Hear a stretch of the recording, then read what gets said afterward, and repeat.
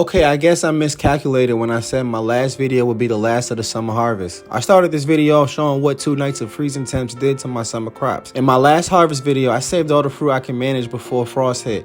And when I went to do a garden cleanup, I still had a pretty considerable amount left to harvest after the damage. I pulled all my pepper and tomato plants. I didn't leave any fruit behind, good or bad. With the good fruit, I'm making tomato sauce with the tomatoes and spicy pepper flakes by dehydrating the peppers. This will extend the shelf life of my fresh produce, so please watch the full video because I'll be sharing that process. And as for the spoiled fruit, they'll be used for composting along with the plants removed.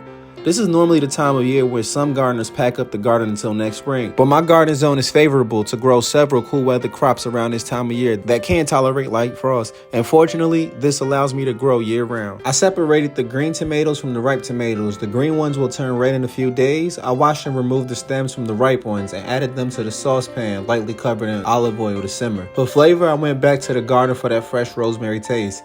I added rosemary sprigs to the saucepan and pushed on tomatoes with the cooking spoon to further release the juices. Once my sauce simmered for about 2 hours and my tomatoes have released all the juices, I got the blender out for my next step. I poured the sauce into the blender and grabbed some of my dehydrated basil for more added garden flavor to the table. I then added some vinegar with 5% acidity to preserve the sauce and blend it. As the sauce maker, this is where I do a taste check to see what's missing. Vinegar will make your sauce acidic, and so I added sugar to balance it out. And then added salt and more dehydrated basil and reblend it. The second taste check was on point. Other herbs and flavors that will really do your sauce some justice is thyme, garlic, and onions. I kept mine sweet and simple and poured my sauces into sanitized mason jars. Canning tomatoes is a great way to preserve the last of the summer harvest.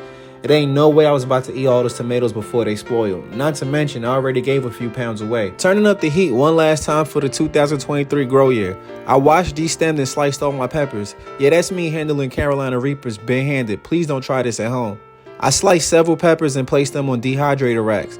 I have Carolina Reapers, Apocalypse Scorpions, Habaneros, and Cayenne peppers.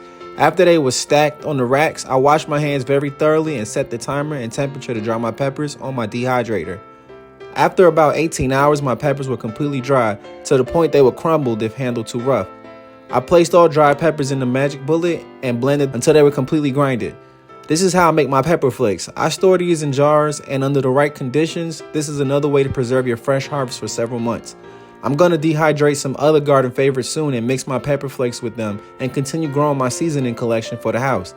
This is how I officially conclude the last of my summer harvest until next season.